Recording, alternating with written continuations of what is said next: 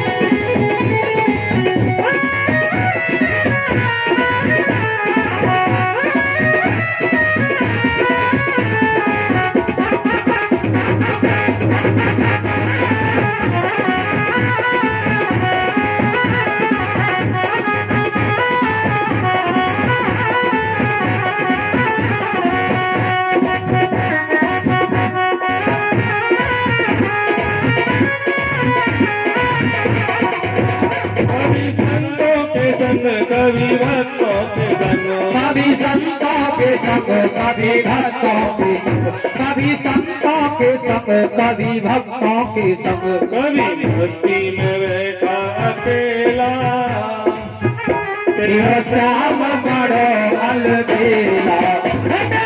जिंदगी में हार गयो तेरा तेरा श्याम बड़ो अलबेला।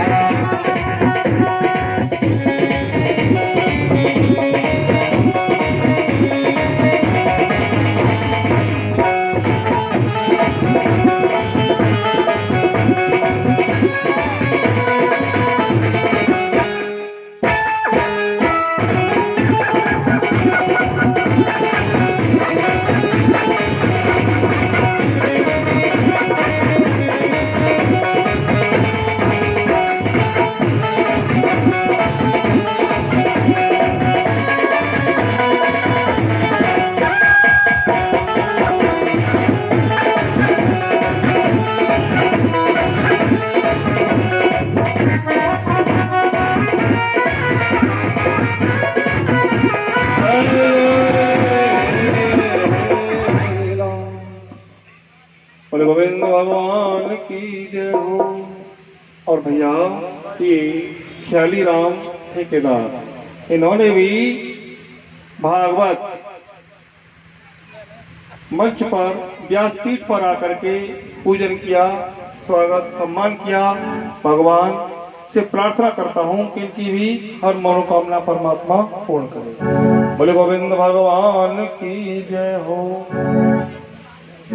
देखो, जाति जैसी भावना जाकी जैसी भावना जापू जो सुहाय, और सवे नीम कड़वो लगे, और ऊंट चाव से खाए। जाकी जैसी भावना जापू जो सुहाय, सवे नीम कड़वो लगे और ऊंट चाव से खाए। एक बार इंसान ने, ये इंसान कैसा है, इंसान के बारे में समझें। एक बार इंसान ने कोयल से कहा, इंसान ने कोयल से कहा कि तेरी बोली तो बड़ी मीठी है। इंसान ने कोयल से कहा कि तेरी बोली तो बड़ी प्यारी है, लेकिन अगर तू काली न होती, अगर तू काली न होती तो कितना अच्छा होता। इतनी सुंदर बोली और इंसान ने उसमें कमी ढूंढ ली। नंबर 2, सागर से कहा, इंसान ने सागर से कहा, समुद्र से कहा कि तेरे अंदर जल तो अथाह है, बहुत सुंदर है, बहुत बीच में है, लेकिन अगर तेरा जल खारी न होता तो कितना अच्छा होता। गुलाब से कहा कि गुलाब तेरी सुगंध भी प्यारी, तेरा फूल भी प्यारा, अगर तेरे अंदर कांटे न होते, अगर तेरे अंदर कांटे न होते तो कितना अच्छा होता। मोर से कहा कि मोर तू बड़ा सुंदर है, नाचता भी सुंदर है, तेरे पंख भी सुंदर हैं, भगवान कन्हैया भी तेरे पंखों को अपने मस्तक पर धारण करते हैं, लेकिन अगर तेरे पैर बड़े न होते तो कितना सुंदर होता। इंसान ने सब में कमी निकाल दी। इन चारों लोगों ने एक ही मिलकर के इंसान से बात कही, अरे इंसान, अरे आदमी, तुझमें अगर दूसरों के अवगुण, अरे पगले इंसान, तुझमें अगर दूसरों के अवगुण देखने का अवगुण न होता, तुझमें दूसरों के, सामने वाले के अवगुणों को देखने का अवगुण न होता तो तू कितना अच्छा होता।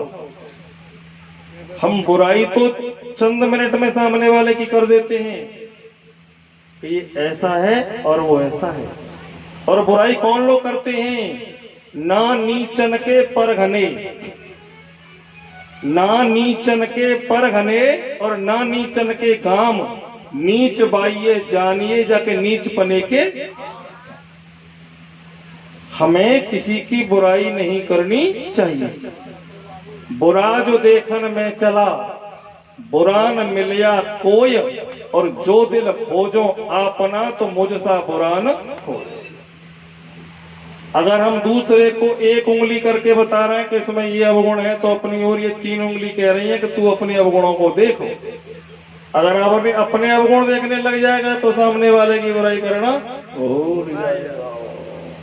बोले गोविंद भगवान की जय हो। अब ये गोपियां मैया से शिकायत करने जाती है कि मैया,